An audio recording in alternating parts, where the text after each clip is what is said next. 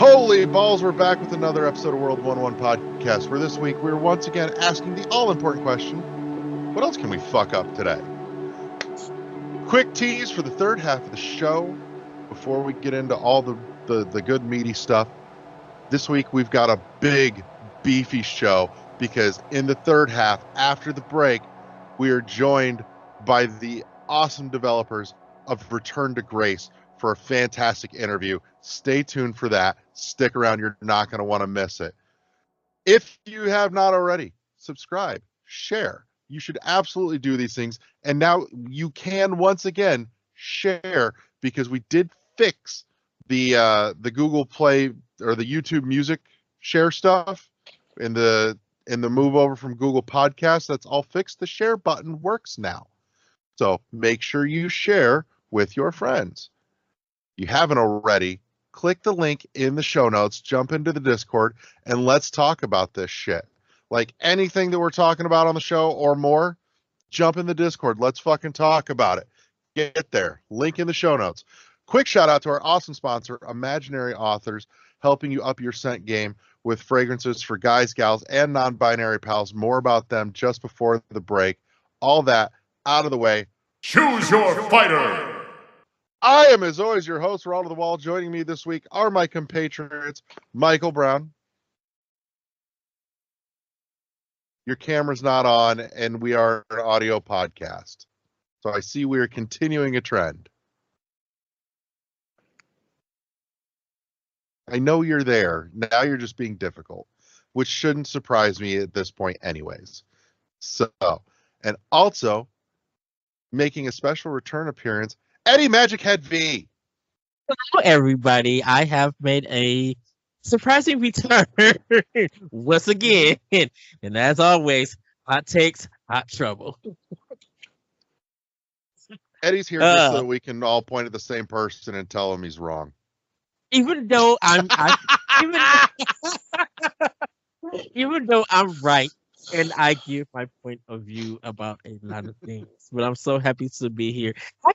I have a feeling that people who listen to the show and hear my takes, I bet you they yell at the podcast and just be ready to be like, oh, how wrong I am, but not acknowledge the fact that you wouldn't say anything if you didn't hear my opinion. I always feel like that on any podcast sometimes, that I feel like people don't say anything until I say something. Like there could be a conversation about something and not many people will react.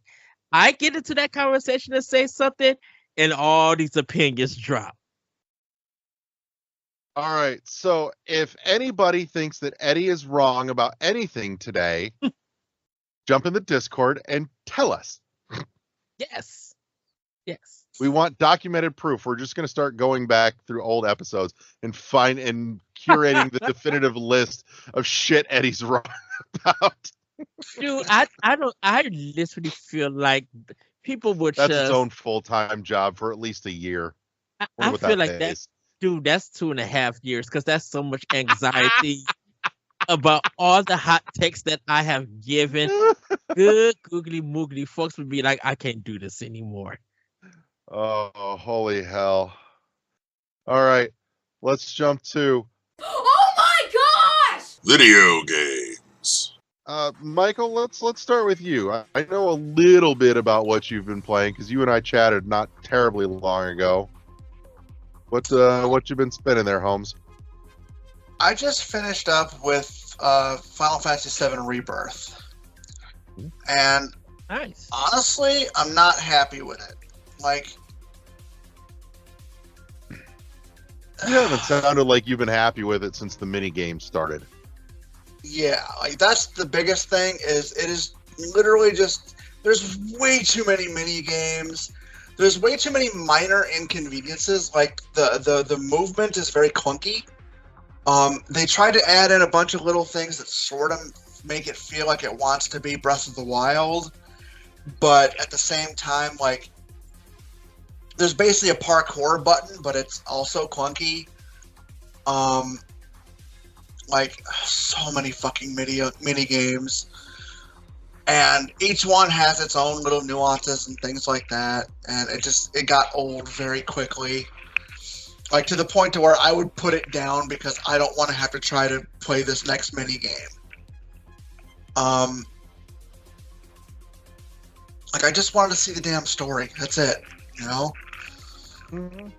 And, like, then I liked Remake a lot because I've never played the original Final Fantasy VII. Like, I've played through up to a certain point, and then, like, I would get distracted or lose interest or whatever. I've played the Midgar scene, you know, up to the point to where you leave Midgar 2 or 3 times and just never moved past that. And that wasn't the entirety of Remake. The ending of Remake is you getting out of Midgar. Rebirth, like, I know the basic story beats of the story, so I know that Remake deviated from those story beats, and it's a part of the story that it's different from the original story. Like, Aerith and Sephiroth are both aware that something is wrong, something is different. And it seemed like all throughout Rebirth, they were setting up something really cool. And it feels like very much they just bitched out at the end and went the safe route. And it was kind of disappointing. Like, I'm obviously still going to play the 3rd installment when it comes out, just because I want to see the ending now. But, as I said, I wasn't really happy with it, and, like, there's a lot of little things that just kind of irked me, like, and I know it's part of the story in that, like, Red 13, at one point, Red 13 has shown that he's been putting on a front this whole time, and he's actually just a kid, basically. And in the original, from what I understand, you kind of get it with the text, but since this is, you know, obviously voice acting and things like that, there is a massive difference between when he's faking it and when he's being himself. And it was very jarring.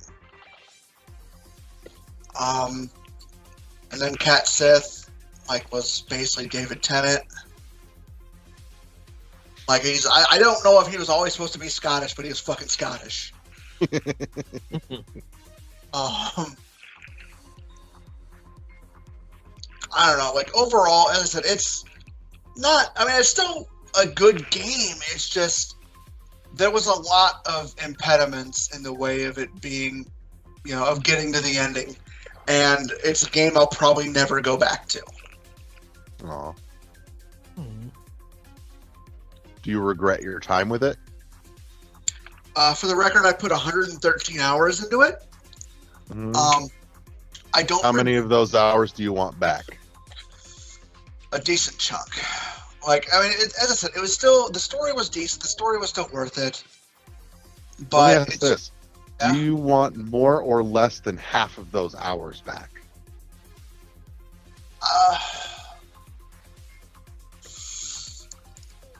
Probably less than, maybe 25% of it. Okay. Because, like, as I said, just the infinite fucking mini games, like, and then, like, this game is the one that also introduces the Gold Saucer, which is like a giant casino type joint. So everything there is a fucking mini game. Like, on top of the mini games for everything else you had to do in the story to get up to this point, then they're like in this place where, like, here, go get these tickets by playing mini games. Like, you sons of bitches. Which is faithful to the original Final Fantasy VII, because there are mini games. I'm aware, but it seemed excessive. Like, Like every Ooh. single area you go to, first of all, there's the Ubisoft Tower thing in every area you go to. You know, there's 2 or 3 towers you have to find to unlock other things. And then in addition to that, you get a different chocobo to ride around, basically your horse, in each area. But the first mini game you get to do is fucking find the damn thing. And then once you find it, there's a mini game to catch it. And of course, they get increasingly more difficult. And then there's, you know, chocobo races and obstacle courses. And, you know, like there's a fucking picking mushroom mini game at one point. And it's just, it's ludicrous. There's too much. Like things that... Go ahead. You mentioned something and it spurred a thought. Do the mini games potentially feel too excessive here? Because instead of being a slice of the full story of Final Fantasy VII, the mini games here feel disproportionately too consuming because what you've just played is only a slice of the full story of Final Fantasy VII. It's not even a slice, though. It's a sliver. Like, there was, like, at one point, you're sent out to pick flowers for this girl to help her make a fucking wreath. And the mini game is you're given a picture of how the wreath is supposed to look, and then you have to go from a bunch of different types of flowers and pick the specific colors she wants. And it was unnecessary. Which is new in the game because that wasn't in the original Final Fantasy VII. Yeah, as I said, they extrapolated on a lot of stuff from the original, from what I understand. But it's just there's so much, like a lot of the mini games almost feel like padding, like to stretch out the gameplay, and it's just most of them weren't fun, you know. And there were several that weren't really explained very well, so you kind of had to figure it out through trial and error. But in order to actually succeed past it, you have to at least get a silver medal in it, or, you know, the second place or whatever. And so the amount of times I had to redo a mini game because I was figuring out as I go how it worked, like it wasn't good. Poor execution on all fronts. Yeah. And then, like, there's also a lot of little things, like there's a point in the corral area where, like, your character has already been shown you can swim. You can actually swim across, like, great distances, okay? But in the corral area, there's these little fucking, like, stream-looking things that have sticks in them that you just apparently can't push out of the way. Like, even though it lets you swim up to the sticks and then tells you can't go any further without the buggy that you get later, which is story-based. And as I said, that kind of stuff happens a lot. Like, artificially put in front of you invisible walls. Like, you have to progress to this point in order to keep going from here. Okay. And there's as I said, it's a good game, but there's a lot of things that weren't executed very well. That's a shame. Yeah. It could have been tightened up. Very much. Like, it could have been, like, as I said, Remake was really well done. I enjoyed Remake immensely. This one seemed like they kind of took everything that was Remake and just kind of spread it out over more areas, and they're like, well, we got to fill up these extra spaces, so they're like, mini games. Mm-hmm. And it got old very fast.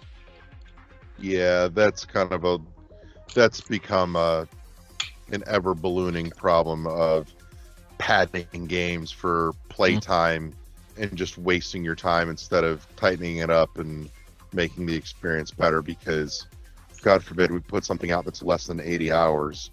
Well, I know the Gold Saucer in the original Final Fantasy VII, it played a bigger part for the story and progression, you know, to progress.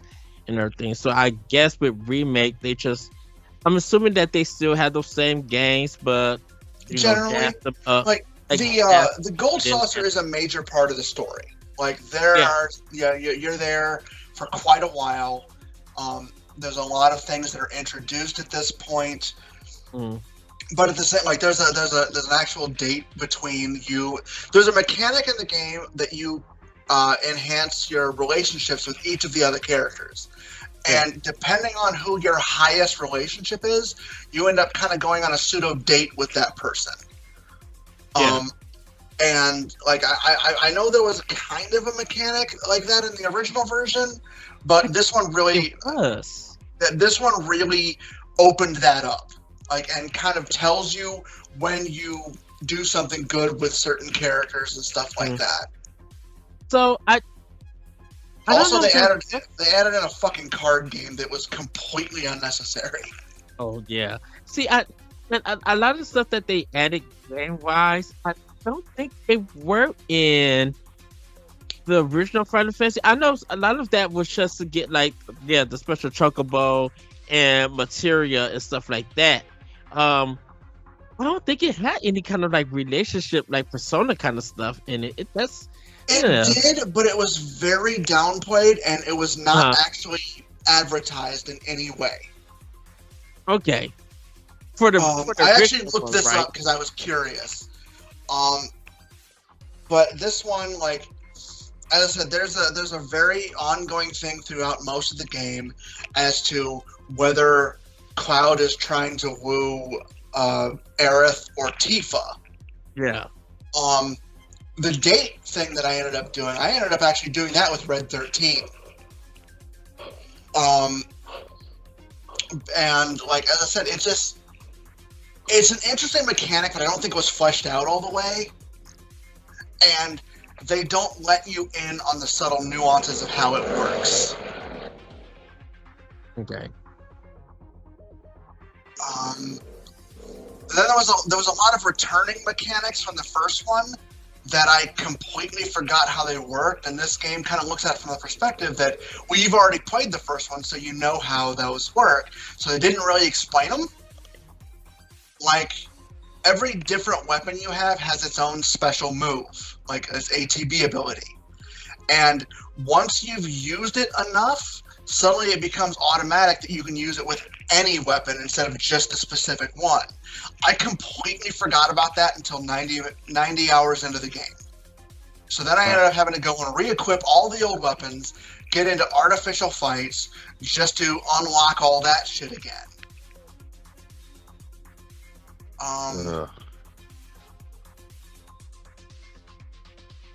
Yeah, as I said, just a lot of it came off as more tedious than I wanted it to. And I guess maybe there's a possibility that I just wasn't in the right headspace for it, whereas somehow I was with the first one, but I don't really think that's the case. Like, as I said, I thoroughly enjoyed the first one. I thoroughly enjoyed everything it set up. Like, minor spoilers is Zack is still alive at this point. Like, and there's actually a few short little snippets where you play as Zack. Like, as I said, just they're obviously kind of setting up something, but like, there was a feeling throughout the entirety of this game that they made it seem like one of two different things was going to happen. That either Aerith was going to completely survive the entire thing, because everybody knows that's the main story beat of this game, is that Aerith is killed at one point, or that Cloud was going to be the one to kill her instead of Sephiroth. It very much felt like they were setting up to be one of these two things, and in the end, they bitched out completely, and she dies the same way she always fucking dies. And it felt like a cop-out. Well, I heard that there's one part that Cloud defects Sephiroth's sword. It happens. Basically, this game, as opposed to just being the linear story of what's going on.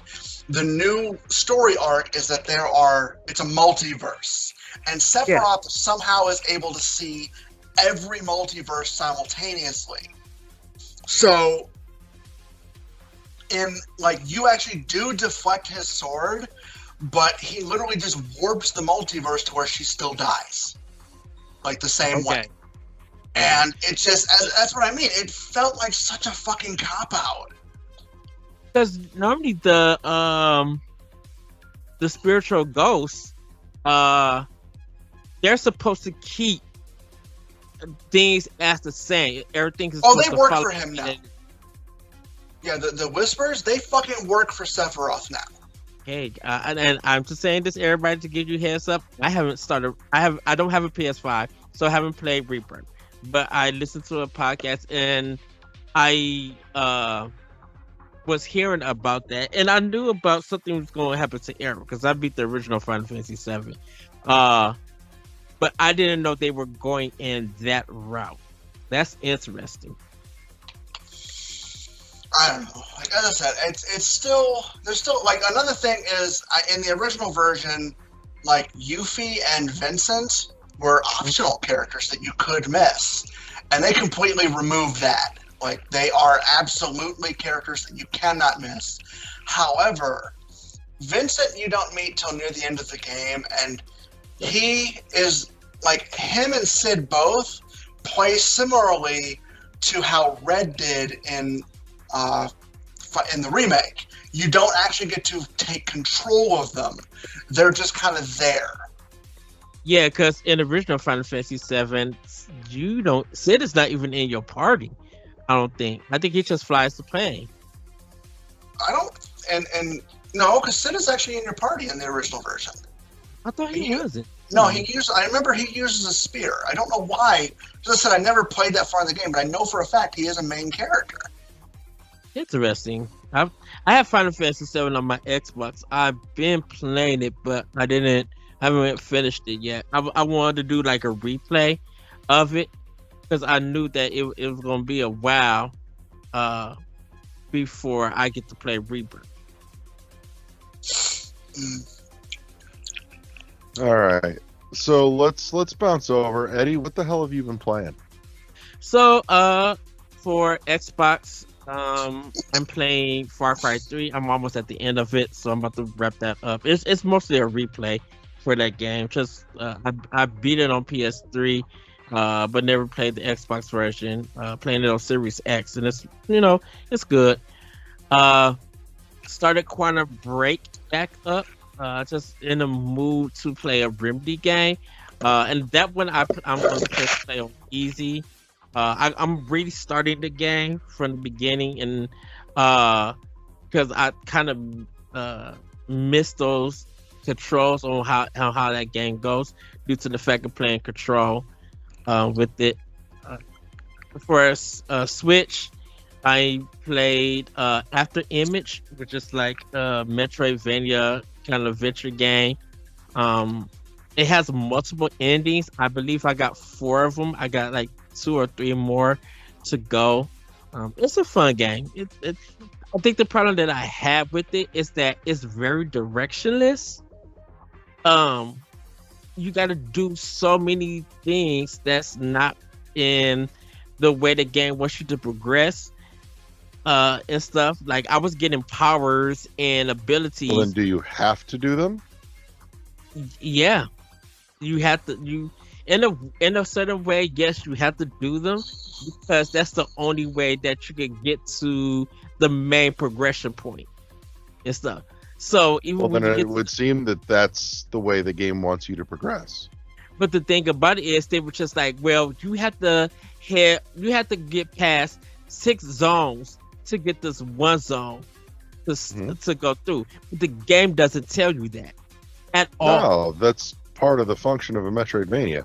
They'll give you a general goal. It's up to you to figure out what to do and where to go to get there.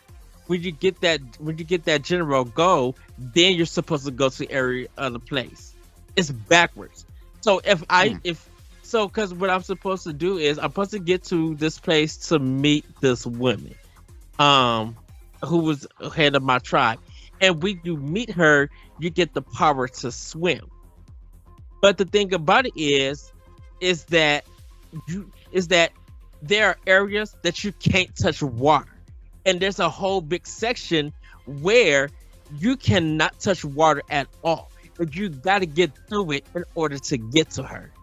I don't know. So far, it sounds like a Metroidvania to me. If it's on Xbox too, and I everything. think I haven't. I just haven't started it. After Image, it's like a think woman. Yeah. Yeah. Give it a try, and I want to hear will. your thoughts because the thing about it is that you think with a Metrovania you're direct to go to one section and then just jump around different sections like in a linear fashion, and none of this has any linear points to it. In fact, when you get to a zone, you don't even know you're into a new zone. You literally got to get to a certain point to read about it, and then that map will unload. The name of the map will unload, and it's still not there. You got to explore it all to get it. But it's just So far, this it's all sounds like bog standard Metroidvania. when you play it and get through it, you'll be like, wait a minute, I'm in something that I'm not even supposed to be in, and I can't even like. You would I'm think definitely interested enough to play it just to see if I am interpreting what you're saying correctly or not. so. So what I'm saying, It's already on my list, but now it's moved up a few slots. so when I got to this town area, and they said, okay, I meet this person, and they said, yeah, we know about her. She's way on the other side of the map, so you need to get there.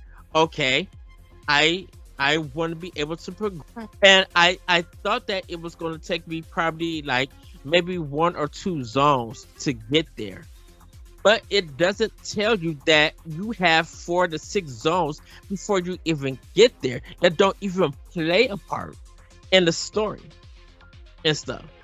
You just need to get through them to get to that person, and then once you get that power, you could go back and then do other zones that you're supposed to be doing.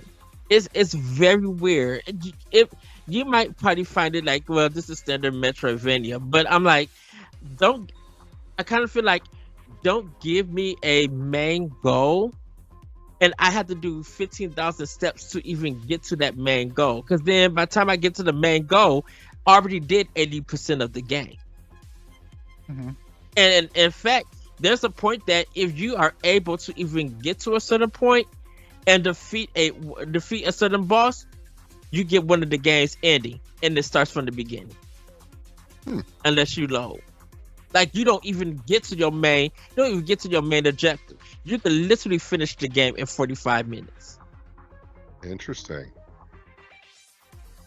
So that's why I'm just like, this is very weird. And that's if you're like literally, I mean, some people did speed runs, and you know, they on PC they kind of use tricks and stuff, but it was just like, so you mean from the beginning of the game I don't even have to get to my main goal? I could just get an ending if I want to within 45 minutes if I'm that good?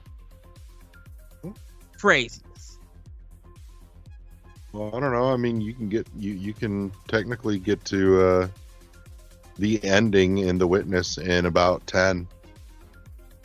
But this is a ending. Like, I think The Witness, I don't know how many endings The Witness has or anything. This game has about 8 endings to it. I think The Witness has like 3 endings, and you can get to like the main correct air quotes there ending in about 10 minutes. Yeah, this one you could. But you can do the same thing with Myst. Well, excuse me. Shoot, Myst, you could probably be there 15 minutes if you know what you're doing. Well, exactly. All you got to do is, go into the fireplace, get the 1 page, and then hit the end of the game. That's crazy. Yeah, but that's what I I am. I'm about to jump back into Prince of Persia: The Lost Crown on Switch. I found a I copy just of that at Walmart for $30.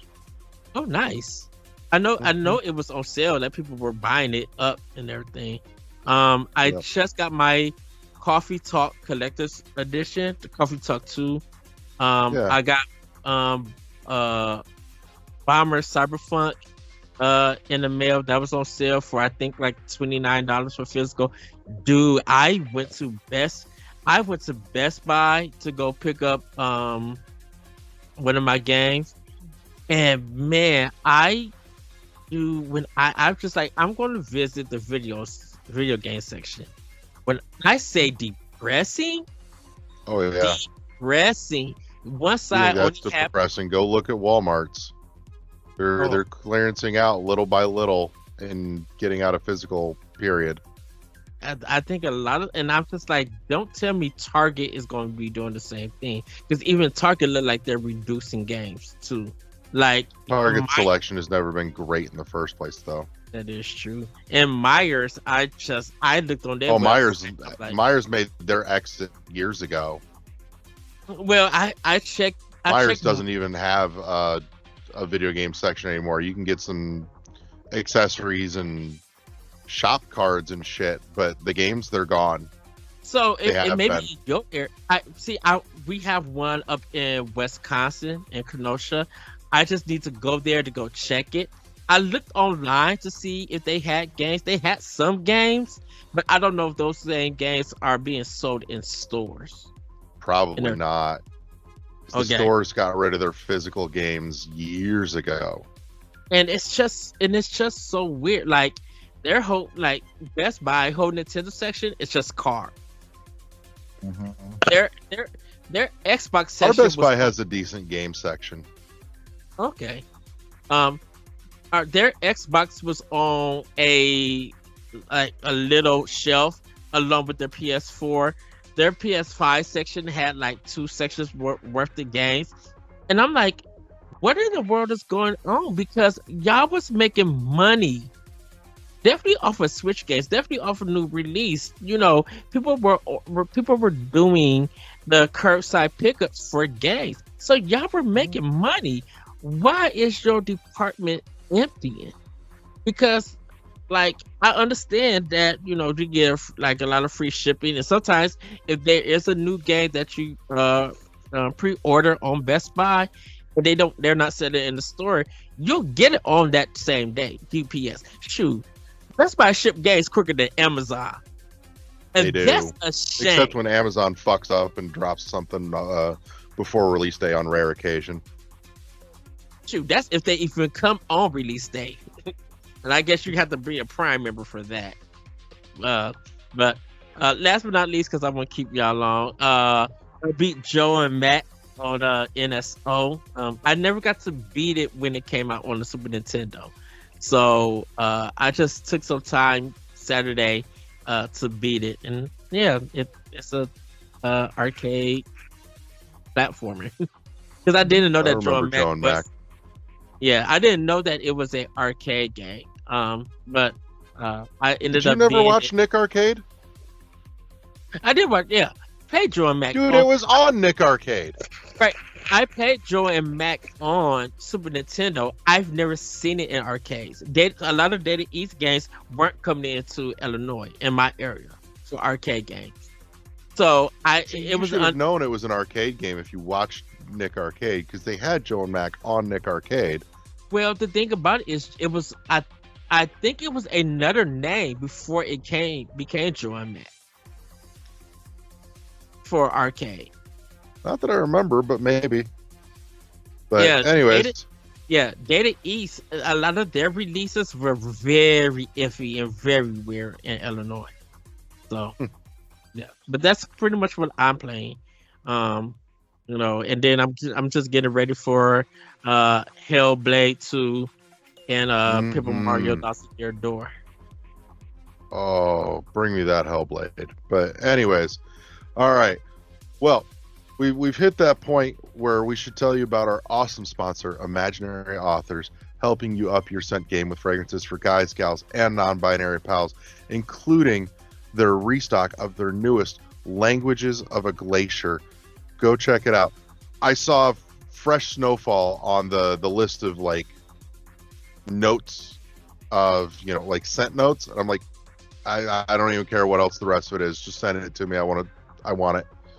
That screams clean smell to me, and it is on its way finally. So as soon as I have that, we'll be talking about it for a hot second in this little section here. Also, more than just cologne and perfume, check out the candles, the perfumed oils, and the bar soaps. The bar soaps are awesome. One of the best cleans I've ever gotten in my whole goddamn life. Ordered more of those too. And gotta say, for bar soap, pretty decent, like long lasting. I've gotten quite the lifespan out of a good bar soap from them. So value for your money for what it's worth. Bundle and save. Get a single or get a 3-pack for save a few bucks. But go check them out. Link in the show notes down below. Imaginary Authors. With all that said, so that we can get to this awesome interview with Creative Bytes Studios, let's jump to the break. And we're back with the third half of the show. This week we are diving down the warp pipe. Oh, wow. Love these pipes.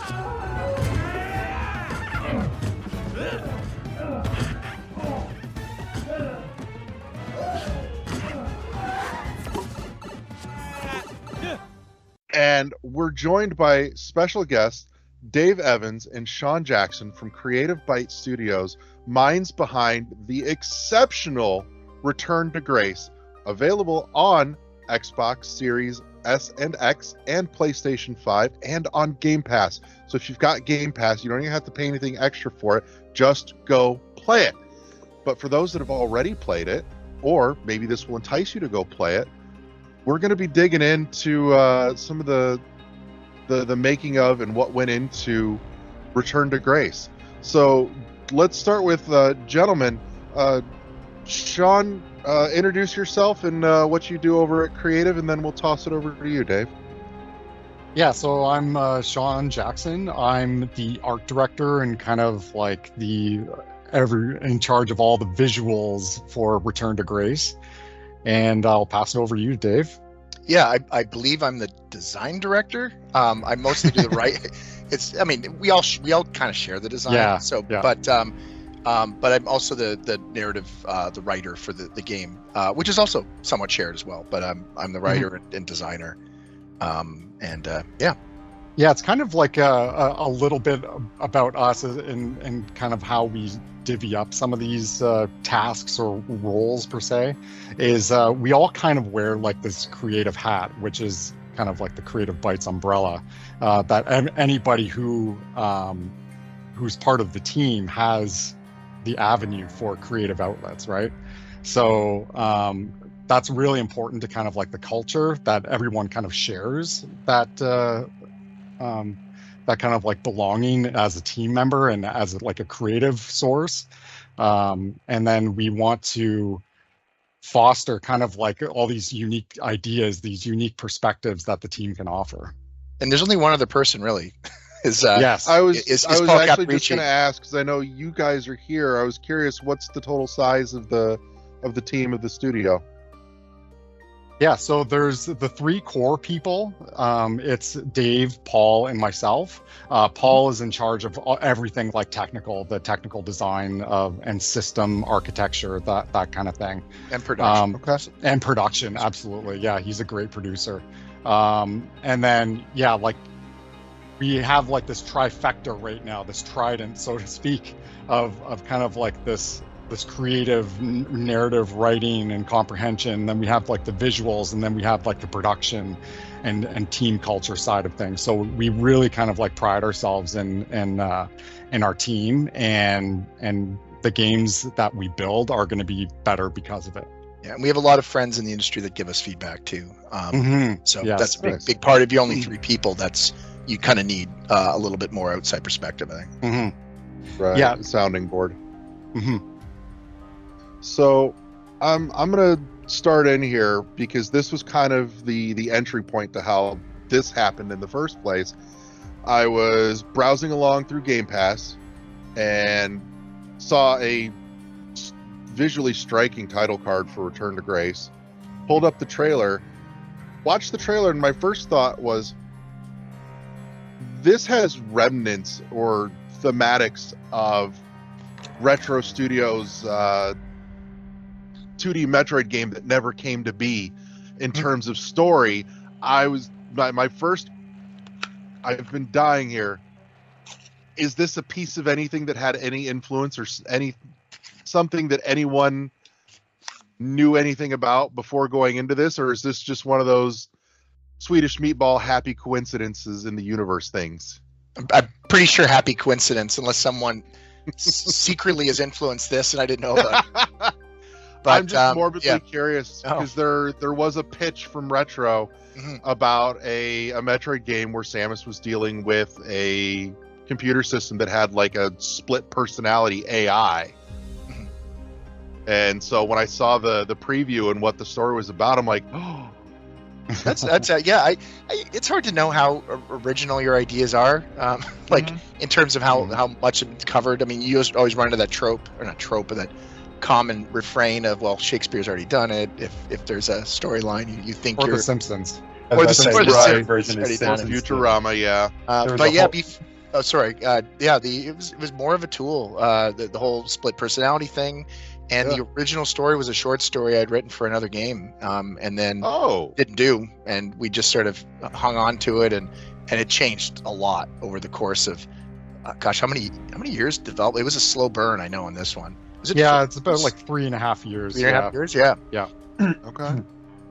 So, on that note, just knowing now roughly how long it took to build all this and bring it together, I know from the consumer side, there's often a lot of rhetoric about games only being, a few hours long instead of big, giant, sprawling 40 to 80 hour monstrosities. I'm one of those people. I sit on the other side of the fence. I have a lot more respect for games that have respect for my time and don't waste it.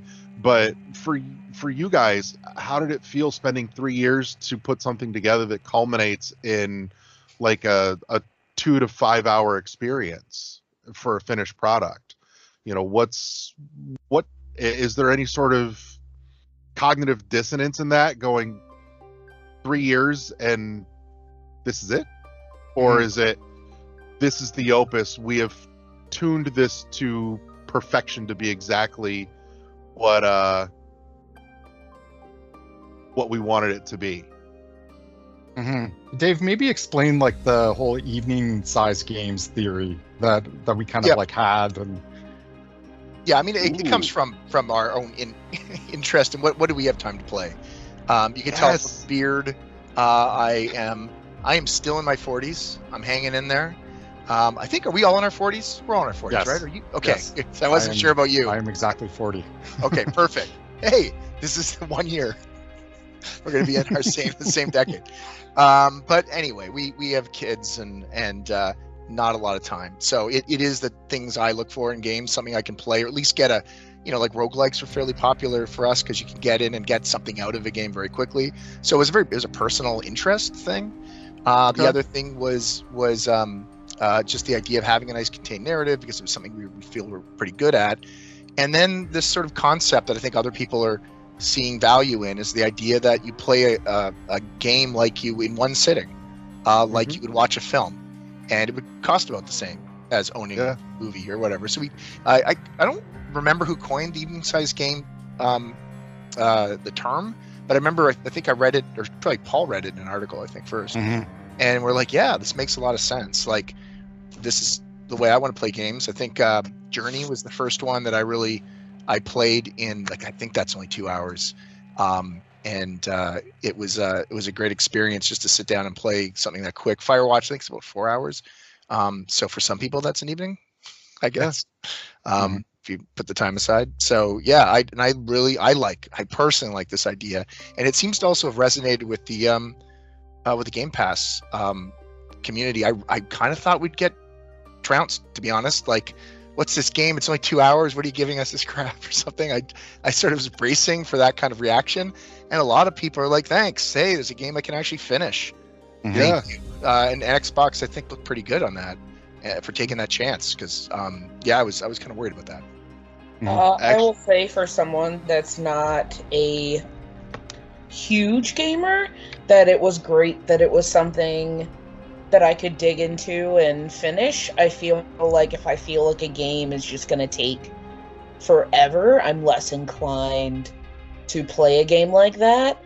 Like, no diss on this game, but I started Breath of the Wild. It is a fantastic game, but, you know, I was playing it for days on end, and then, like, I just had to stop, because I'm just like, I want to finish it, but it takes a while to finish that game. And it is massive, yeah. Yeah, and once again, fabulous game. I'm not knocking it in any way, but if I can find a game that like I can play and knock out and finish the game, I tend to prefer that more than like super lengthy games. Yeah, I know the beginning of about 100 games, and I know the ending of 4, maybe. Right. Yeah. That's for a writer too. I think that's kind of. I don't know. It's kind of self-defeating. And you're like, I have this great ending. No one will ever find it. And I also find that like we play games like in parallel, like I'm playing Starfield right now, but it's like, do I play other games at the same time? Yeah, of course. I try and like fit in like other shorter games, and I'm looking for those kind of like almost like a reprieve from like the 90-hour epics. And it doesn't mean it's like I don't enjoy those or anything like that, but I think to summarize what Dave was saying, like we're parents, it's like sometimes we can't game every night, or we can't even come back to it that week. But it's like when I come back to a game, it's like I don't want to like relive that learning curve all the time. And I think that kind of like dovetails into the accessibility angles that we try to incorporate into our games as well. And yeah, it's like you said, it respects your time, and we don't want to like overstep our bounds, but give you a great experience. You absolutely did. Thank you, Riker. You were the next one on board to polish off Return to Grace. You want to jump in?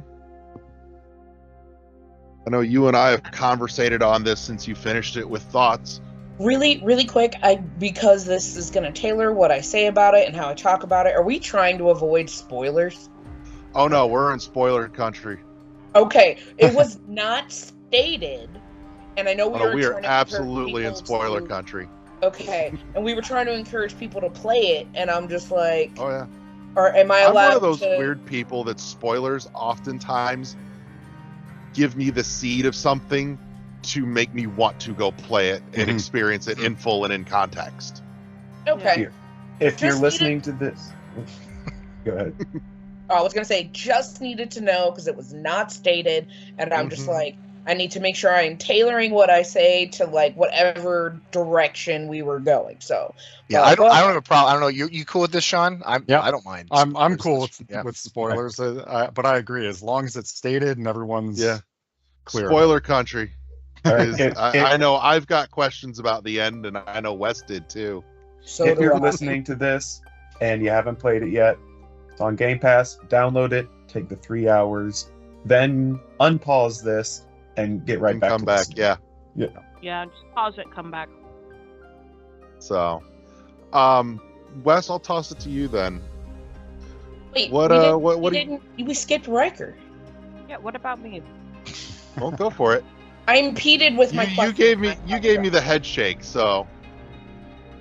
I mean, honestly, I really did appreciate just the fact that it was bite-sized. TMI here, but I'm a breastfeeding mom. My kid just turned 3 months, so I was able to pick up this game at about midnight in between her wake-ups, pause it. I think I only had to pause it once, and then I was able to finish it by about 4 a.m. and go to bed. It was fantastic. Can we add that as a feature on the Steam page? That I was going to say, is that a testimony? New parent friendly. New parent friendly. Yes. No, and I know me and Zoe have touched on it before, but we've talked about how there are a lot of games that they get, just different parts get super difficult, and we're not able to get past it either without looking it up or I didn't have to do that. I will say, though, why did you guys make the beams so hard? The part where I had to balance on one foot, I barely got past that, okay? And then when I had to walk across the beams, I had to hand it over to my husband. I couldn't do it. That was hard. Yeah, there's Hardest part of the game. a cheat door in this. I think if you go 3 times, I think you can just get across. I think so. Really? There is. That's, by the way, that to me, that's the toughest thing to balance, is when you want to present challenge for most people, and then you'll hit something, and you're not the first person, by the way, to say the beams were too hard. But we're not really looking to challenge people in a way that would ever lead to frustration. So we tried to figure, what are the number of times someone's willing to attempt this? And I think it's 3. So I think none of the, I can't remember how it works, but I think the beams are always options, and when it's not, you will get across. Yeah, there's some rule we hit, so no one would ever get stuck. It's impossible to get stuck. Yeah, but if you don't go the 3rd time, you may not know that. So it actually came from like my son playtesting the game, because he was just like he didn't understand like the concept of like counterbalancing kind of thing, and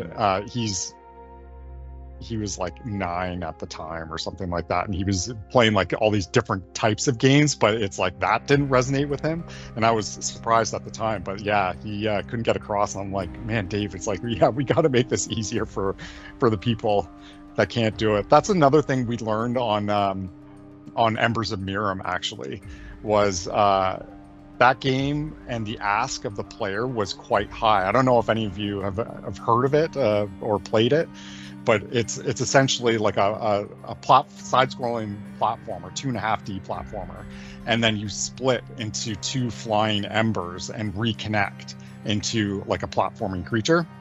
So the ask of that game was to go into the split mode and use the 2 analog sticks to independently control your characters and like essentially like collect things and do cool shapes and that sort of thing. But the ask of the player was just so high all the time, and that really gave us like this good idea of pacing. And when it came to the point when someone couldn't play your game because of what you were asking of the player, it was like, we should really like consider like the accessibility of our games, and not just being like, oh, we're just constantly asking. It's more, we're more giving at the same time. And when Dave is saying that, it's like, it's tough to balance between asking the player to do something and then giving at the same time, and that's giving that experience. It's really tricky. It's a really difficult balance, so to speak. There's also a meta thing happening there too, where you do have the choice, and my apologies if there was some section that was like, that felt like it was the only choice, but the idea is because there's so much, that there's a theme about free will in the game, and there's also about, do people want challenge or not? What do they want out of their lives? And in this case, we're saying, what do you want out of this experience? And the idea that you could quit and go a different way when you're faced with a beam that might be established to be, it's a little bit tricky. Some people will do it again and again and again, and then succeed on the 3rd try, because we let them. Versus somebody who is like, no, I don't want to do it, or they don't like the puzzles and the doors, and they're just like, just tell me what the answer is. That does feed into the whole meaning of the ending. That it's that this experience you're playing is the same questions I think you ask about your life. Like, what's rewarding, what isn't. Something's just frustrating, and then why do it? I was gonna comment on the same thing that Riker did. I did like that at the end of the game, it kind of like showed you kind of like what person you are. Like because you mentioned the door combinations, and so all but one door I opened myself, and then there was one where I don't know what the hell was going on, but I think I got it wrong twice, and I was like, fuck it. What I think his name is, Jack. I was like, Jack, just open the fucking door. I don't want to fucking do this. And then I think one of the combinations, if you go and shut down the machine, the like 1 over here, 2 over here, but the one before that, I got it. But the one that you get when you shut down the machine, same thing. I was like, Jack, tell me what the code is. Like, I'm trying to figure this out and I'm fucking stuck. So it was nice to kind of have that as a fallback, because I am a person that will try to do it myself. But like Riker said, we were talking about this, that like it would be nice if there, it presents that challenge and the people that want that challenge can do so. But the people that are like, hey, I could use a bit of help, having that option existing would be great. So I did love that about the game. One thing that you do get, it because you were somewhat interested in attempting the puzzles, oh gosh, I've forgotten the characters' names. We had like under the hood character name. I think we called him Hal or something for a while. Yeah. That sounds like Control. Control? Not Control. No, well, yeah. Well, actually, there's a lot of different Hal-esque sort of things, but yeah. It was Jack? Jack of all trades. Yeah, of course, it's Jack. Jack gives you the code and doesn't even let you do it on your own if you haven't been attempting, because he's like, oh, right, you don't get any enjoyment out of this, so he doesn't let you even attempt the last code. It's cool. If you you've did always put been in asking for hints. Yeah, like those nuances in there. It's like depending on your actions. Yeah, you're right, Dave. It's like the game, there's so much stuff going on under the hood to give you like different remarks and different outcomes. It really unseen choices. Yeah. So we were kind of like really we wanted to do that from the beginning, because we were talking about like how our game is going to be able to stream. And we didn't want like there to be like, we didn't want them to see the like all of like the nuances right away. It's like as they kind of like watched it more, it's like, oh, that was different than the last time I saw that game, or they're saying different things at the same spot. So we really wanted to get like that variety in kind of like the decisions and the outcomes. Well, now I want to go play it again and see what happens if I do things differently. Yeah. You guys are absolutely hitting on some stuff that's actually been on the list of deep dive topics for some future episodes, actually. So this is wonderful to kind of, I'm kind of just falling in love more here. But yeah, sweet. Thanks. Wes, I know you had a list. Pick one. What do you got there? Okay, so I'm not going to impress you by saying I've played Embers of Miram. I am going to impress you by saying I played The Veil. Oh, cool. Oh. Yeah. So I am impressed. Thank you. You guys that was a collab with Flying Squirrel, right? Yeah, I'm Falling Squirrel. It's just me. Yeah, and I basically hired, contracted Creative Bytes, who I'd already worked on a game at Embers of Miram with, to do it, and Sean helped us do the limited visuals we had in the game. Yeah. Not a big Sean project. And Paul Caprici did the programming for the final game. The last year of programming was with Paul. Gotcha. So I don't know how much of this is a Paul question, how much can be answered by you guys, but there are a few things I've noticed. One is that like during combat, I know we kind of started this interview because Raul really like Return to Grace. So sorry that I'm going slightly off topic with that, and then I beat everybody over the head with, "Oh my God, play this!" And that was it. But I noticed that like during combat, sometime like it would have been so easy for it to have just been like a quick time event, hit right stick forward at the right time, and boom, you got it or whatever. But I noticed that like if I was just the teensiest, tiniest little bit too slow, I would hit them and they would hit me at the same time. Yeah. Was there like in the background like a model that you just couldn't see that was actually doing the attack, or is that just kind of like there is a timer and like within this tiny little window you both take the damage? No, you're just throwing collisions around. There'd be a really rudimentary version. You can see the game if you see the game with visuals. Like it's just a box attacking someone with another box. So there's no hard-coded timing window. It just happens. It's probably pretty consistent though. But yeah, that was all built for real underneath everything. Yeah. I was just kind of impressed with like how much detail you didn't have to put in. Like you could have just straight up been like, all right, well, when they are moving, we'll just make it like a flat plane with just go to this point on here. But there were collisions. Like I made one wrong turn and I bumped into a little crate or a wall somewhere. And I just love little details like that. That's not just go straight forward and get where you can, even though it would have been so easy. You could have gotten away with it because you couldn't see anything in that game. Yeah, and by the way, to bring it around to the Return to Grace as well, I think that's part of what we kind of started this on the Veil and continuing with Grace and our other projects. We'll have that as well as that, a pretty easy to follow through line. I don't really want people to be I don't want anyone to ever feel lost in the main story. I want them to always understand where the main story is, but then you get that feeling of agency or a specialness by what's in the periphery, these little things. And in Grace, it was some subtle choices you could make, but there were also little things around in Grace that you could find. And I mean, they're sort of considered Easter eggs, and obviously this is a thing that games have been doing for years, but there's something I'm realizing that less like having a lot of stuff that feels like it could be important. I find it's anxiety inducing.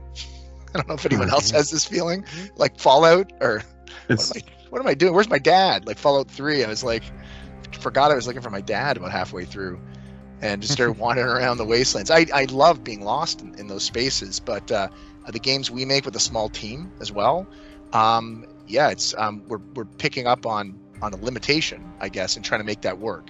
The evening size aspect, obviously, but also the idea of having a really tight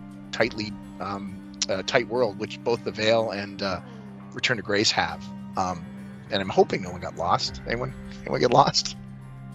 No. I got turned around a touch right about maybe 2/3 away through, but it was never bad. It never felt overwhelming.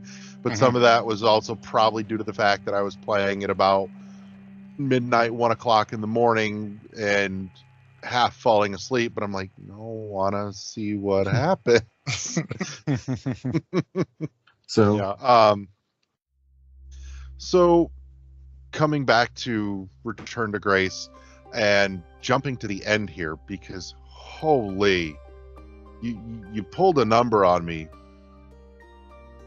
The elevator ride up to the top and the conversation between Addie and Grace, the whole time I'm like, I had a pit in my stomach going, don't make me make this choice. Don't make me choose. Don't make me choose.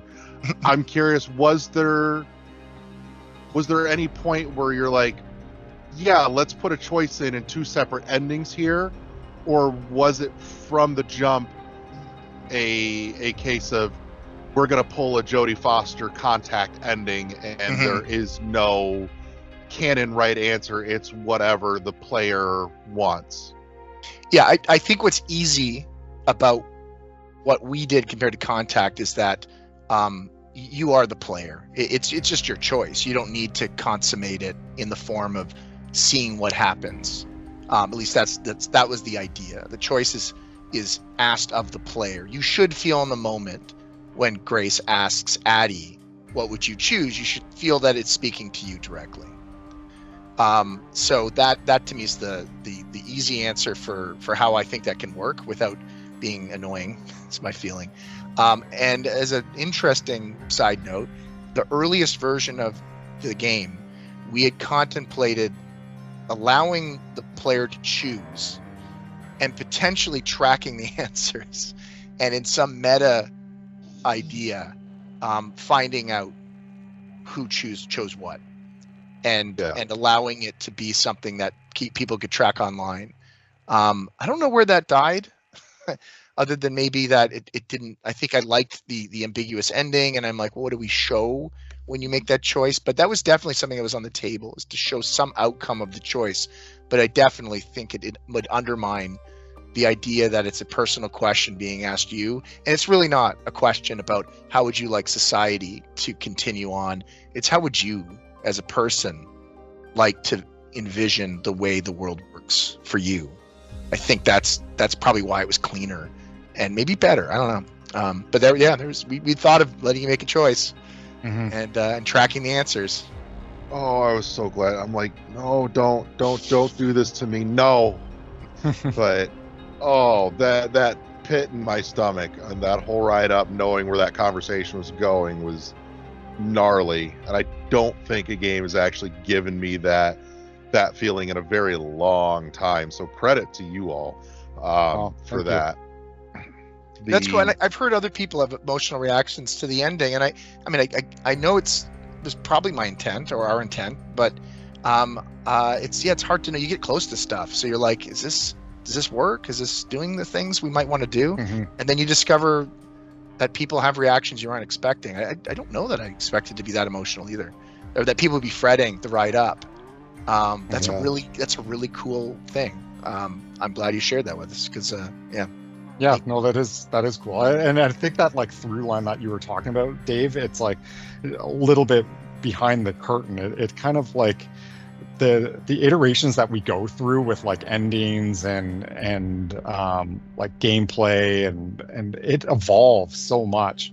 And really we just want it to like resonate with people. And like Dave is saying, it's like it's tough to know what's resonating with people other than putting it out to like our network, our friends, and it's like what do you think about this? And then they kind of give you like the best feedback that they can, but I think our job is, like Dave said, that through line is that narrative and comprehension. And then if you can comprehend like the story, it's like then we've like hooked you already. We've started that hooking process, and now we can take you on this ride, and you kind of like commit to the story a little bit more. So I've got to ask, and I have a suspicion I know the answer, and it's probably Dave. But which one of you jerks gut punched me with Jack's line, "I'm scared, will it hurt"? All right. I think that was. That almost broke me. Yeah. Well, there's actually two. Yeah. It's a there's a Sean Jackson influence on this one for sure. We are sharing. Hal was originally supposed to be kind of like a dumb frat boy Thor character, and I don't remember why we auditioned a kid or if it was by mistake. Yeah. But I remember it was in your list, Dave. It was in the list. It was like this thing, like, should we make him a kid? It would be because it'd be a little bit more, like, you'd get more gut punches out of the ending and things like that. And I can't remember, but I think you were the first person to push us to do it, to say we should consider a kid. I think I might have been on the fence. I might even been leaning the adult actor. Who also would have been pretty funny, I think. Yeah. But it didn't definitely. I added lines once I realized it was going to be a kid, and we could do more, and we could do, and it also provided a nice contrast. Oh yeah, go ahead. I was gonna say that I kind of liked. Okay, your game is not this, but it reminded me a lot of the movie Split. Yes. Yep. And so. Good job. Much like those personalities all contrasted, with each other. Like the fact that this man can do what he's doing, but one of his personalities is a fucking kid, And so, having this kid that was there, especially given the combination of like, I don't want to say emotions, but I guess, personality traits. Personality traits. Yeah. It was, it kind of fit that he was a kid. And it was what was it? Control and empathy? Yeah, empathy. Yeah. Yes. Yeah. Yeah. And so I was just like, nah, sounds like a kid. Two things together. Was it? No, I think it was logic and empathy. But I don't remember. I don't remember what I'm pretty sure it was control and empathy. The kids feel like they have this because he had to control the thing to like turn the He didn't power know on. enough to know what he doesn't actually control. So, Yes. Yeah. Mhm. And then so, he lacks the logic, the wisdom, I guess, is the idea. Also, anyone that like is raising a kid, I feel like those two things fit. Like they can be really sweet and nice, but like ultimately a lot of things go with whatever the kid wants. And so, like, you know, kids kind of dictate what happens. Oh, you know, I can't go out tonight because my kid is my kid is home. And so there is an era of an aura of like control with kids. But I did like the fact that one of them was a kid. And yeah, no, I agree with Rawl that is it gonna hurt? And I'm like, oh my god.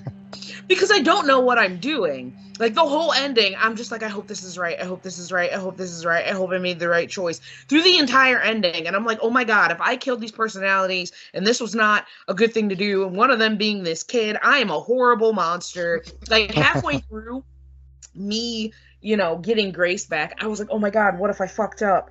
I'm just like, should I have done this? Should I have listened to Control? Should I have just done what he said do? Like, oh my, like I was second guessing myself. In a weird way, there's... Oh, sorry, go ahead. And I was going to say, at one point I looked, I was like, can I go back? Can I just be like, nah, I'm not doing this? But no, once you're in it, you're freaking in it. And at least, like, that's what I saw, that there was no way to go back. The thing is stuck. And so I'm just like, well, if this was the wrong choice, I'm on the path now. Yeah, I thematically, there shouldn't be a wrong choice unless you literally hit the wrong button and did something you did not want to do. But if you wanted to try it, and then it's the whole point of the exercise is that you did what you want to do. This is you in some way. And your desire is to get the right answer too, or to do the right thing is probably I'm hoping people get that too, when at the end I'm hoping it's cathartic and you don't feel too like you you don't have too many regrets about choices. I think part of it that helps it along is that it's a 2-hour game. So yeah. if you really felt bad, that hurt you, then you can go back and try a different route, I guess. Oh, trust me, if I had gotten the other ending, I would have been like, nope, we're going back, we're doing the other thing. Because Rawl told me that there was another ending, and I was just like, well, what the fuck does that look like? So we went, online, because there's a video of what the other ending is. And I was just like, oh my god, I'm so happy I didn't do that, because I was just like, one, because I became very attached to the character, because, you're in... for not just like first person, but the way that it's done, I feel like, more than other first person games, like I became that person, that it wasn't just a perspective that I was looking through. Like the scene where she's sitting and breathing, I remember deep breathing with her, even though I know it was just the character and they were breathing, and I didn't have to.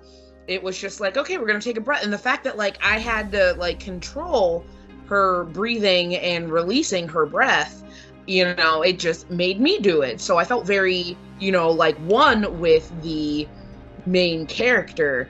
And so even if I know technically there are no wrong choices, like very much it became, oh, not is my character doing the right thing? It's just like, oh, fuck, what did I do? Like, am I, what do I do? Do I, especially when there's the whole thing where Control's like, yeah, throw your thing out the window. And I'm just like, they're not real people. They're, AI, but I'm just like, that seems harsh. And so, but I'm not thinking of it in a game anymore. I'm just like, this person is me, and like I'm going through this, and I'm sure that's what you guys meant to do, because like these are my choices, this is what I want to do. And so that deep level of involvement, I'm just like, I felt more attached to the choices I make versus like some of the RPG like things that I play, and they give you a selection of responses. I'm just like, sometimes I'm an asshole on purpose because I don't really fucking care and I just want to see what happens. Like I remember playing Fable and I just would do shit just to be an ass, just to see what would happen. Too. It's the English way. Yeah, and so, but like this, I genuinely cared about my choices. And so, yeah, when I did the things, that I did, I was just like, well, is this the right choice? Like, I was second guessing myself as a player, and I've never done that before with a video game. Like, second guessed whatever my choice may have been. What did you think of? Because this is now I'm doing some focus testing here. What did you guys think of having as much character provided for you as we did with Addie? Addie's character was voiced by an actor and had a backstory, and I spent a lot of time fretting over wanting a bit of empty shell so that you could imagine yourself. But there was this idea that Addie had a story or a grounding that I thought was useful, and so yeah, we did both. And from your perspective, it sounds like maybe it worked okay that she had a backstory. It did. So I became part of like the character before like we found out her backstory, because she never initially would give a reason about like why she's here. It was always just I'm here to learn, and our society needs this, and she never really explained exactly why she was there personally. Mm-hmm. She does eventually, and I was just like, oh shit. And so that I think was like the one time there was like a slight, pullback between, this is a character who experienced these things and like myself, but it wasn't enough that I was just, completely pulled away from it. It just, because by that point I was just like, well, what the fuck happened to her? Why is she circling this goddamn question? I'm like, what is her deal? Because she also came out there by herself. It wasn't like, part of me is like, if she's out there to learn and like research, why didn't like she go with a team? Mm-hmm. It was just her. And so it definitely felt like more of a personal mission for her and, her belief in Grace. And so after a while, I was just like, why the fuck is she out here? This is not a, a random adventure for her. This can't just be for science, I'm like, she is way too invested in this for it just to be science. Mm-hmm. And so getting that backstory a bit was nice. It did fill in that hole, but like I said, it didn't detach me from feeling like I was the character. Mm-hmm. I will say real quick to your comment that you don't actually arrive alone, because you've got Alan with you, the ship's AI, which honestly I was a little sad that there was not more of Alan. Agreed. Alan was so wonderful and had that touch of like K2SO from Rogue One that I just loved. But that one brief little moment where Alan does break through about halfway, 2/3 of the way through the game, did actually leave me with a seed of doubt, because I'm like, this has Control written all over it, but there's just enough in Mom's personality that I could see Mom being the one that's shutting Alan out. Yeah, okay. That's interesting. Yeah. And I'm kind of curious if that was something that was ever a thought that was there. Because I'm like, my brain looks at it and goes, this is the obvious answer here. That it wasn't But Control. is somebody in the writer room gonna go for the spin? Mm-hmm. No, the answer is I assume Control, but that there's something that I think is, I think that speculation is great. I mean, that's the stuff I love about games too, or just any media in general, is people's interpretations of this stuff. That's probably a better answer, to be honest. I think that's a great answer. Like I said, Control is the obvious answer, but there's Mom has just enough of something in almost that overbearing Mom in her personality that left me with that little seed, that little shadow that goes, yeah, Control is the obvious answer, but I could see this being Mom. Did you guys watch the post-credit scene with Alan? Yes. Okay. I love it. Yeah, Alan came in. Keeping Alan around became slightly problematic for all sorts of reasons, but that was something or at least I personally fretted over. I did. I think I wanted him, or at least to consider what could we do with him because I liked him. And to be honest, I did not know if I'd like him until I heard the actor voice him. So that's probably the trickiest thing with a game, especially if you only have kind of one recording session with an actor. We did have pickups, but we didn't have a lot of time, and it was a pretty small budget. But with the Veil, because we had 5 years, and I think it went back 4 or 5 times recording with different actors, we developed so much with the actors. I totally rewrote roles, expanded characters, and if we had had more time, and if the game had more runway, I think if the game was a little bit longer, I think I would have brought Alan back for sure. But I really didn't hit that until we got the actor, and I'm like, oh man, this guy's great. The character's working. I'm also not always sure a character's working until I hear it voiced by ironically a human, not an AI in this case. But right. So yeah, no, I'm glad you liked him, and I felt the same way. And then I gave him a post credit sequence as consolation. Riker, you look I like was you gonna say for time's sake, let's go around the circle one more. Riker, dear, you got anything else you want to toss in here?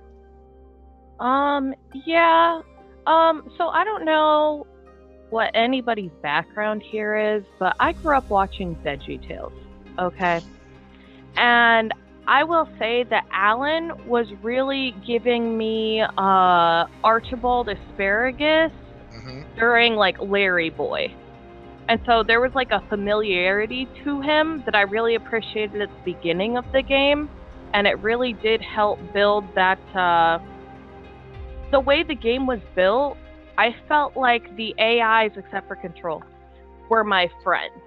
And I really appreciated that. And I feel like the way that, Zoe was talking about, the way that we realized that it was personal for Addie further into the game, that really did build really well for me.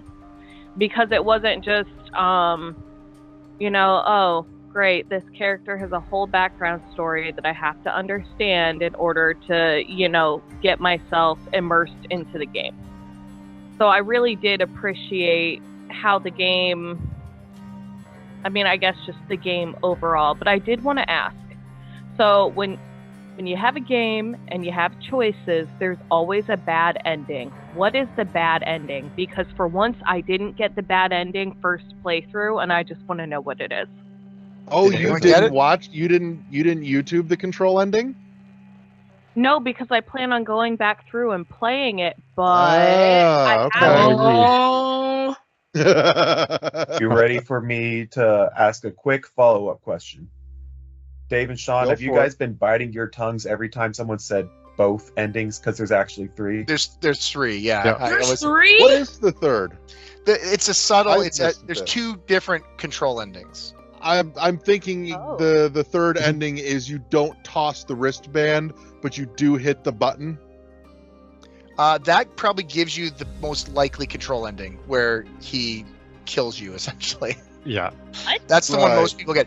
If you listen to every single thing Control asks you to do, you will get a good Control ending, where you are worthy of being his partner, and you become the new keeper in forever. Okay. I guess is the idea. So that's the good Control ending, I guess.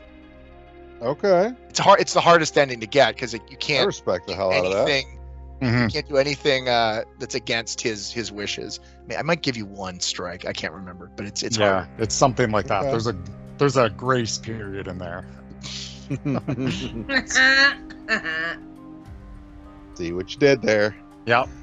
Okay. Yeah, I wanted to.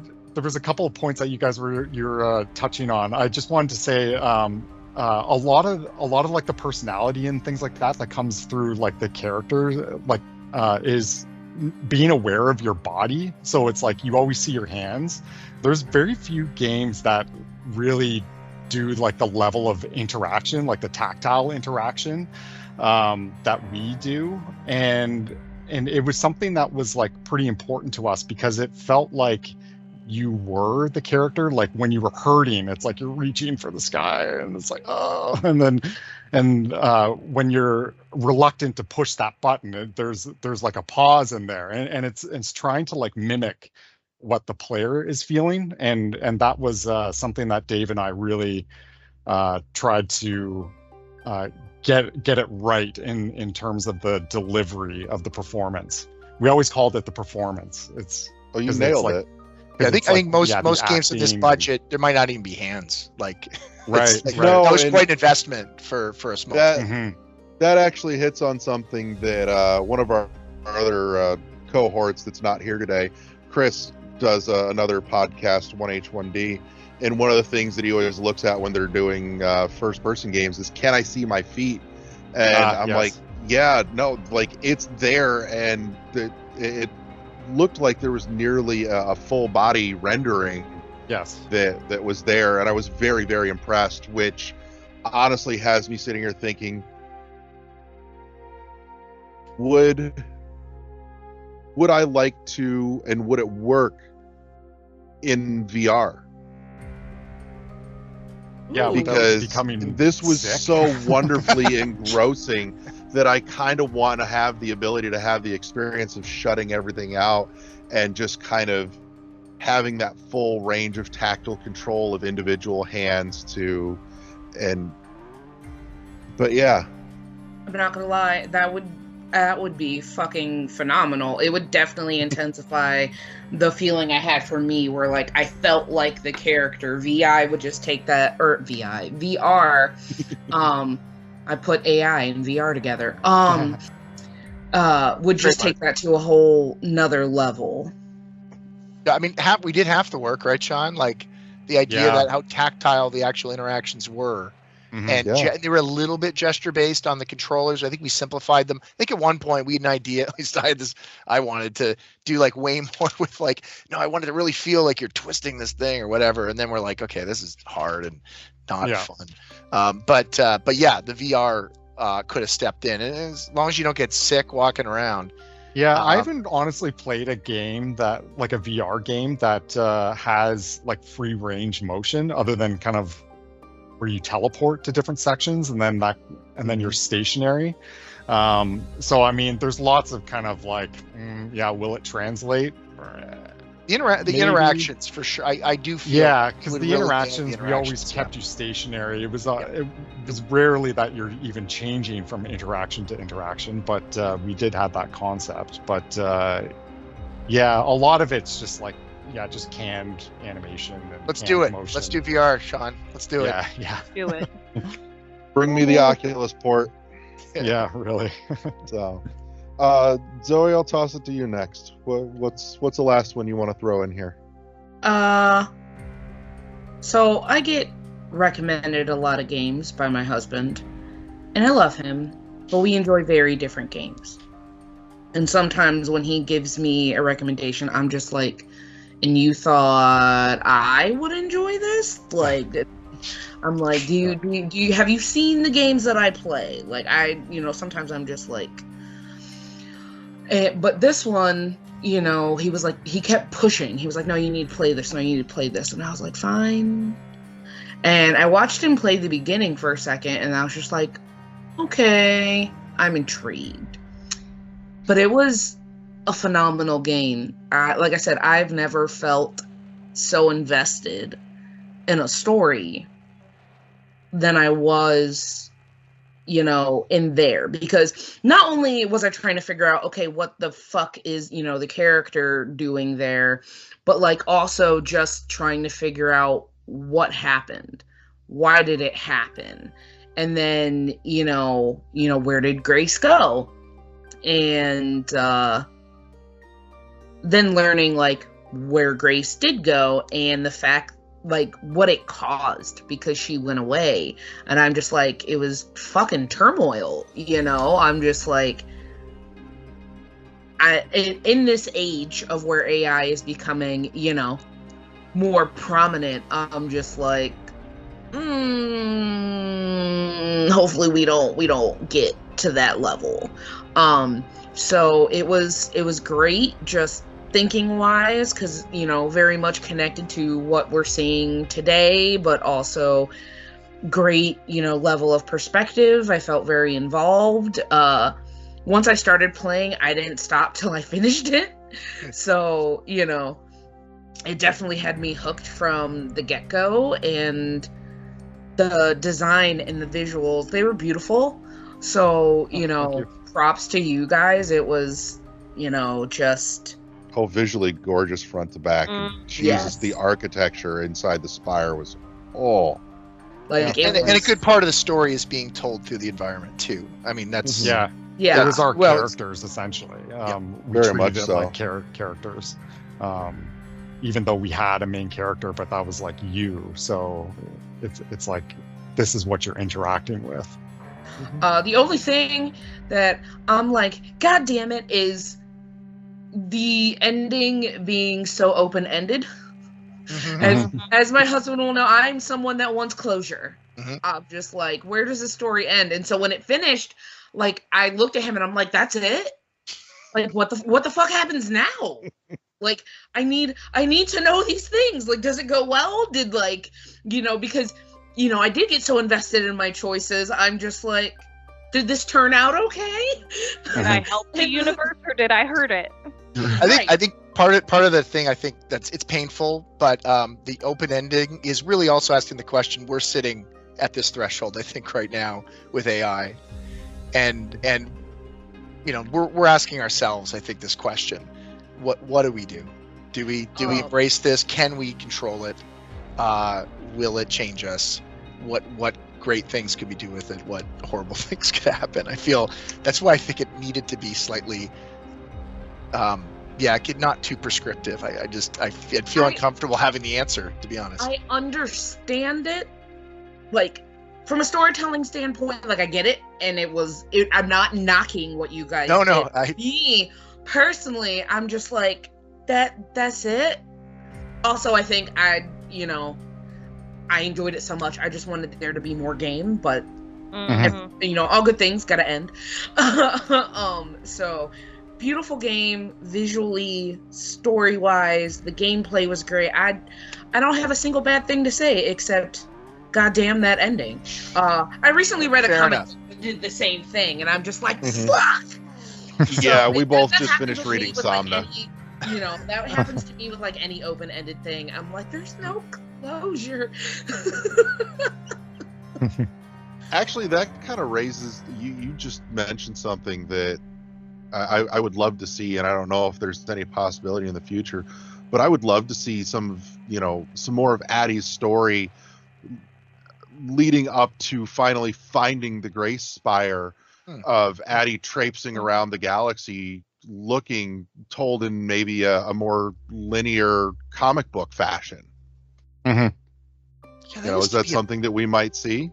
Used to be a big thing we did in promotion and stuff. We haven't, I don't even want I just kind of want to see more of Grace and Alan bumbling around trying to find the Grace Spire for years. They would be a good what do you call that? A buddy cop. A buddy cop. Yeah, buddy comedy. Yep. I feel like you're right. I think we missed something here. I feel like we really missed something. I don't think it's necessarily missed. I think the opportunity is still sitting there. But like I said, just given that we all know now with the game being out where it ends, it'd still be fun to see that story told, but it doesn't necessarily have to be in an interactive, non-linear fashion to where something like, a comic series would be great for, or a visual novel series would be fabulous. Chance to showcase more of that beautiful art design, and more of the personality and character interaction between the two of them. I think would be an absolute delight. I'd turn up to the comic shop every month for a new issue. Yeah, that's cool to hear, because it's like our unique twist on kind of like the visuals has always been like this hopeful like utopia in a sense, and then to put like a kind of a twist on like an adventure game to be like this hopeful tone. It's like I think it's like that right there it sounds interesting. The other storyline that I've heard that people want to explore is like leading up to the riots of kind of like the barricade. The fall. Yeah. Kind of like the fall from Grace kind of thing. To explore the fall of Grace would be kind of awesome. Like, because Grace would call people. So, you're one of those people that gets called and then slowly shit starts happening, and going through that would be fun. But if the ending is up to me, Abby totally goes back and gets Alan and doesn't just leave him out there. Oh, yeah. No, and then Grace finds a way that she can still exist while also letting you interact with those personalities, because Pal, never being able to talk to Pal again made me so sad, because he is a kid. I'm just like, you're okay, little buddy. You're all right. So, if the ending and interpretation is up to me, that's totally what happens. All right. Yeah. Visitation. One thought You want I to toss? Oh. All right, One go thought ahead. I had at the end of the game was, since there was a fall, okay, with any in sci-fi, typically any higher being that has as much control as Grace does, there are always people that are against that individual or thing. I wanted to know if potentially after she turned Grace back on and got everything going again, if there were people that saw her as a villain. Was it truly a good thing? The idea if Addie got the ending that we don't see, you're saying would people pass when the game ends? Yeah. Well, what's interesting is that I think it's sort of established that nobody really knows about Grace, so there would be no. You would have to have something happen for them to start wondering if she was a villain or not. The idea of calling people back. So if she revived Grace, would people be ready for her? I think that's another big open-ended question, because it's a personal choice, really. But it could create a huge amount of conflict in a world that's probably sitting as not dystopian. Addie's not leaving a dystopian world. She's leaving a world that's probably like ours.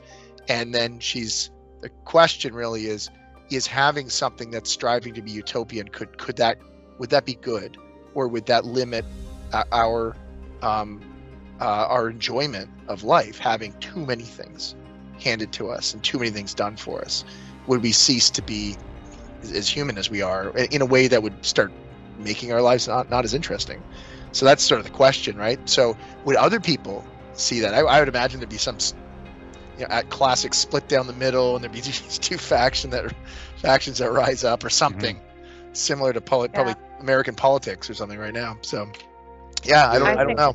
That's a good question. There's a lot of room in the game for more story, like we just touched on. There's definitely room for more story, as a prequel, but then I also see that there's room for more story at the end of the game. And I just really hope that you guys do more with that, because this was a fantastic storyline and it made for a great playthrough. Yeah, thank you. I didn't think of it as a starting point. Maybe it is a starting point. That would, there's a, and that's part of the beauty of how this was done, to me at least, is that there's a whole universe here that's worth exploring, but we're only getting this very tiny slice of it. Yep. That you've created. So, but with that, Wes, I'll toss it to you. You got a last one you want to toss in here? I've got one or two. Would that be okay, or are we running a little too long for both? It's entirely up to Sean and Dave. Oh, I'm good. I'm cool. All right, perfect. Go for it. So, this is one I had a big long list, but unfortunately, I'm having to share time with 4 other people, so we're trimming it down significantly. But it's also a good thing, because it means we got a whole bunch of us playing this. Yeah. One that wasn't even on my list. I legitimately did not know you could fail the balance beam sections until it might seem like I'm trying to be mean. Dig. But Come on, man. Only once. Failed it once. So, in all fairness, I'm going to assume that Riker had a baby in the other hand. Yeah, right. But no, I'm just bad. You could have taken the out.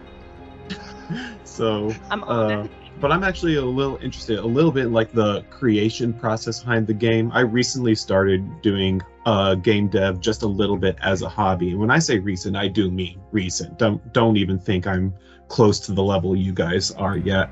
But I'm just a little curious, like during the playtest process, was there at any point you guys were like, oh yeah, people won't struggle with this should be easy enough, and then all of a sudden you're like, they really are falling off these balance beams?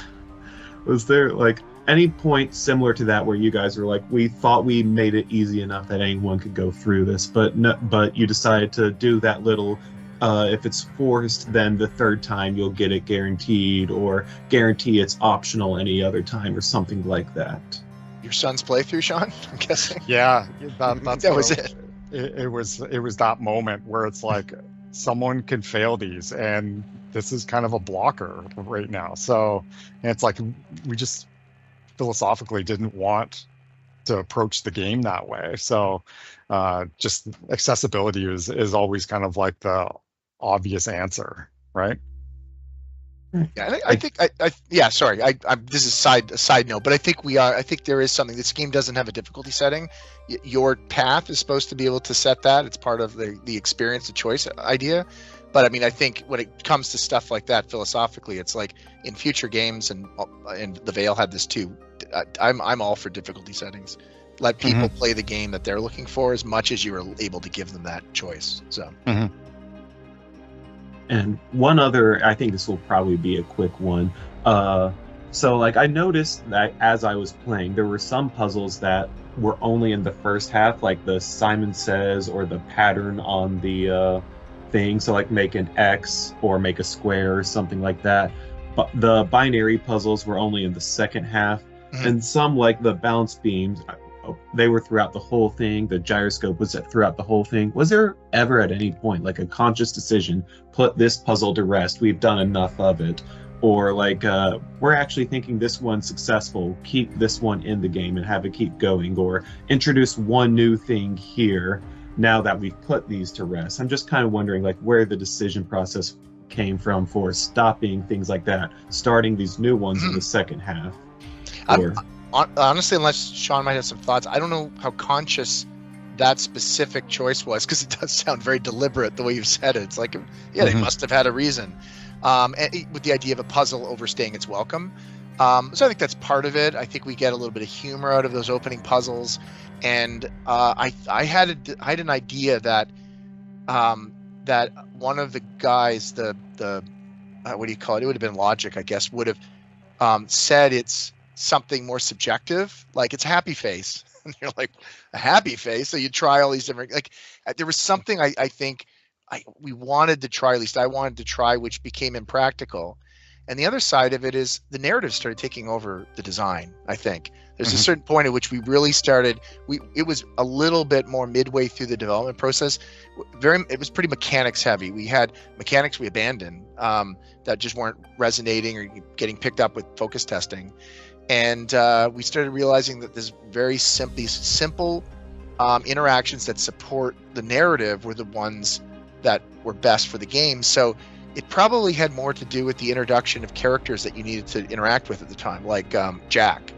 So and the Logic kind of abandoning you in a period of time put those puzzles aside. So it became more organic, the choice. It's like, what is the right puzzle for this moment because of where the characters are? But I think with more, if we had, for some crazy reason, been told, you have to develop this for another year, I think we would have spent more time really thinking about the sort of flow of puzzle play, maybe getting an understanding of, what are people really liking puzzle-wise, and maybe have more of those experiences. But as far as I know, we didn't blow it completely, but I don't remember it being terribly conscious how we did that. So not so much like a conscious decision, this stops here, but more so in the end you just naturally ran out of moments that it fit with. Yep, and they were very narrative driven. Yeah. All right.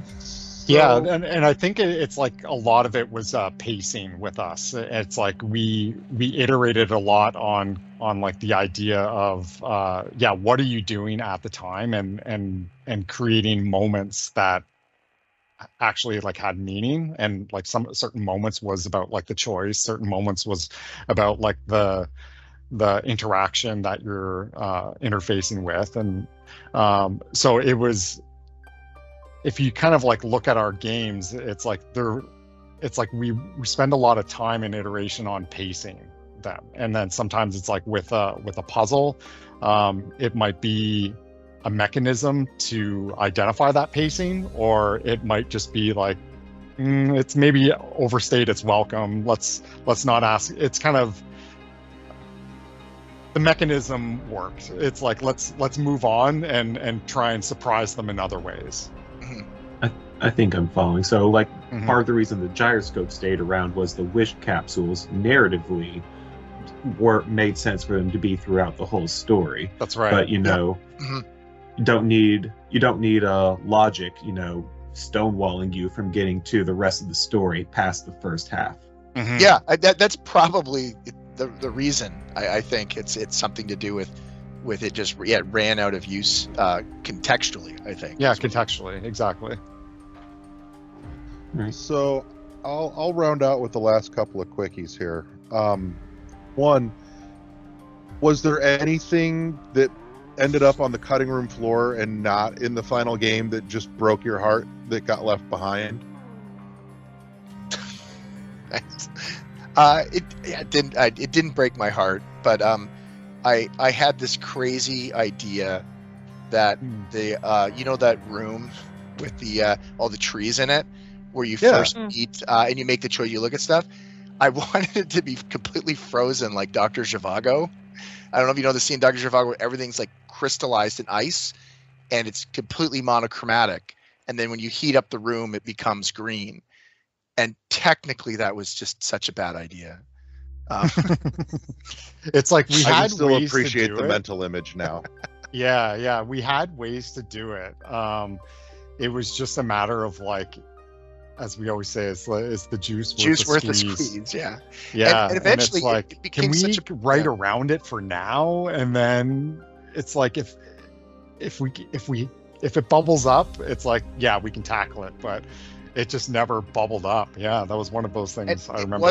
It wasn't heartbreak, so let me just put it that way. But it was the one thing that I even thought of that we didn't do. And honestly, I have to admit, I was really surprised with this is me speaking specifically to Paul and Sean, like how many of the things that we did get in the end. I was prepared to not have a lot of things I wanted not in this game because it never bubbled up.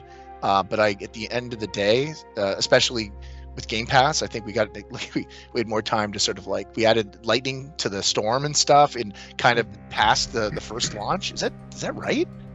Did we have lightning in the opening storm in on the PC Steam version, launch? like the PC Steam, launch? Yeah, Steam launch. No, I don't think we did. Yeah, so even that extra time you had with the thing, I think really added some atmospheric stuff. But they were all like just little extras that. Yeah, there's probably, I don't think there was anything. There's not a really good story of something we really had to lose. No, I think it more evolved, if anything. Like there were certain areas, like the Keeper's Quarters was always kind of there, but like how you got there was very different. Like from like our early demos and things like that. So it's not that like things get put on the chopping block. It's almost like we're constantly evaluating, like, is this our best kick at the can? Is this the best moment that it could be? And it's like, at least you'll always be somewhere and you'll always be ready to show something. It's like what we do with our demos, but yeah, things just keep evolving. And then, yeah, you kind of like, this is your best foot forward today. So yeah. Okay. And I'll leave this with the last and the obvious one. What's on the horizon for you guys for Creative Bytes? Where do you want to go next? Is there something cooking? Oh, there's always something cooking.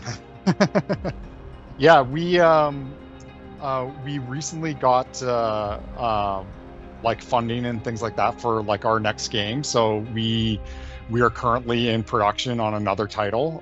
It's kind of like I said, with things evolving, even our games evolve. They go into this. We're constantly learning as game developers go. We essentially are building off of our last game, like even coming from Embers of Miram to the Veil to Return to Grace, and then to whatever comes next.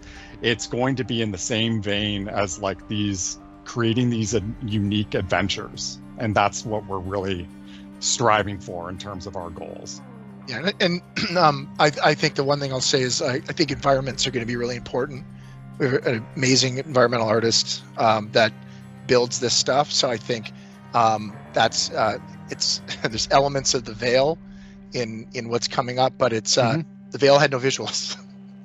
Yeah. So now it's a chance to add some visuals to a world more like that. So we're definitely moving to a different world, but it's I would like to think we'll expect similar, I don't know, unique feel to this places. So we'll see where it goes. It's a ways off, right?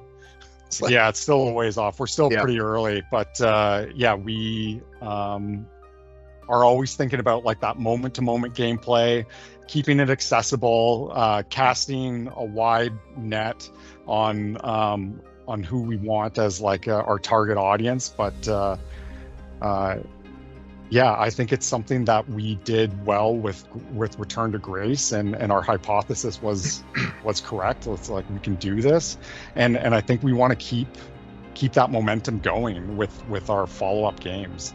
It's we're getting everyone from like the bro gamer to my wife, who doesn't play video games, but she played Return to Grace, and she's like, "This is awesome." It's like I felt for these characters, and you guys made something that was like almost overdone. Like sci-fi is like an overdone genre, but you guys managed to kind of like put this twist on it that was like really unique and kept me hooked, I guess. So we want to carry those kinds of footsteps forward into our next projects, and hopefully it's like we'll get like the audience and the support that we got from Return to Grace on the next ones. Okay.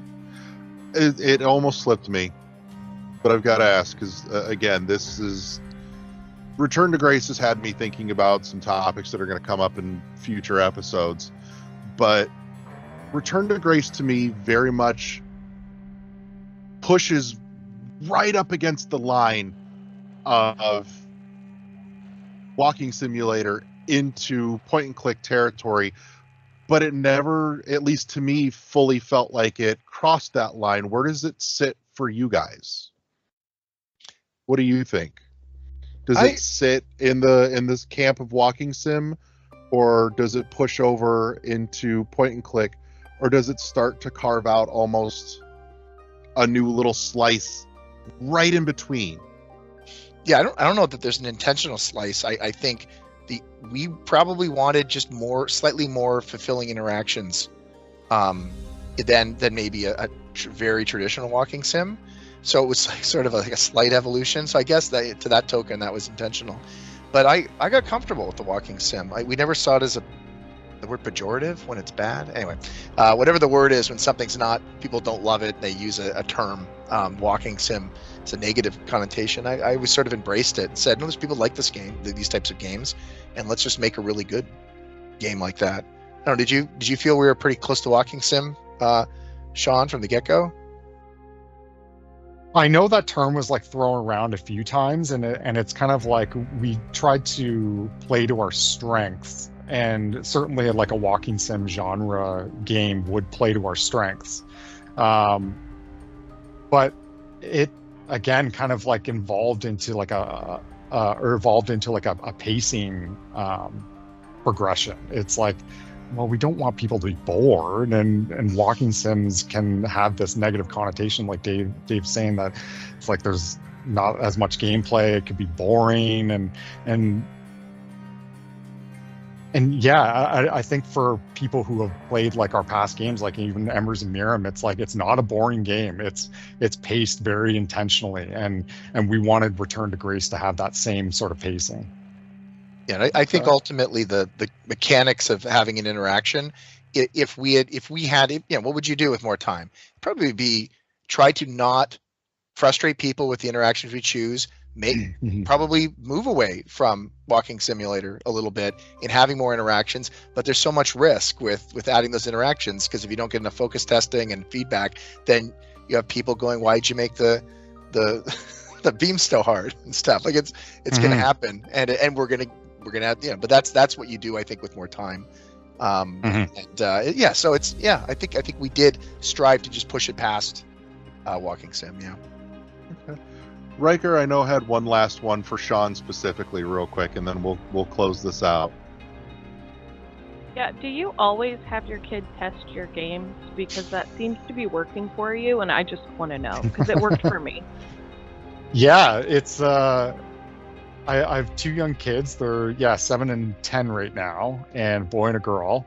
And my son, he's playing games and all sorts of like complicated games, so he sees a lot of things, and even from like an art direction, like this new game that we have has birds in it, and I was doing kind of like this flocking kind of birds and bats using like, and it's all just smoke and mirrors, right? But then I'd call my daughter over, because it's like she loves to color these things and like color on my computer and all this stuff. I'm like, does this look like birds to you? And she's like, no, and then runs away. And I'm like, I've got work to do. Well, she's honest. Or she'd be like, yeah, those look really cute or something like that. And I'm like, I know I have something here. So I'm kind of using them as like this gut reaction sounding board. And I think with kids, it's like they have zero filter and they will tell you what they think. And it's just like, that could be a tool for us, right? We want that unfiltered feedback, right? Yeah. Well, let's close this up real quick. Dave, Sean, where can everybody find you guys? Yeah, so you can follow us on all our socials. You can find us on creativebytesstudios.com, and we're at Bytes Studios on X, is it called now? If Elon can dead name his children, we can dead name his website. It's Twitter. It's Twitter, yeah. I'm kind of in the Twitter camp, but you can find us on Twitter, Facebook, and just even contact at creativebytesstudios.com. I run that, so you can just reach out to us at any point. Awesome. Dave? Oh, I'm same. Okay. if you fair shake here. I'll get Dave. I'll message Dave for you. Nothing to add. All right. Well, I want to say thank you to both Sean and Dave for coming and hanging out with us this week and making this happen. It was greatly appreciated. I had a tremendous time with you guys. Thank you to my friends for coming and hanging out with me this week. Thank you to everybody that tuned in and listened. Make sure you hit the subscribe button so that you get new episodes in your feed every week. Thank you to our awesome sponsor, Imaginary Authors. Link to them and their good stuff in the show notes down below. And that's it. You've been listening to the World 1-1 podcast, powered by the World 1-1 Podcast Network. Press start to engage your mind. Say goodnight, everybody. Good night, everybody. Good night, everybody. Peace. All right, hold up. We can't not ask for you guys, for Sean and Dave. Was there a canon ending in your heads of what Addie decided to do when posed the question by Grace? What's the ending that lives in your head canonically? She's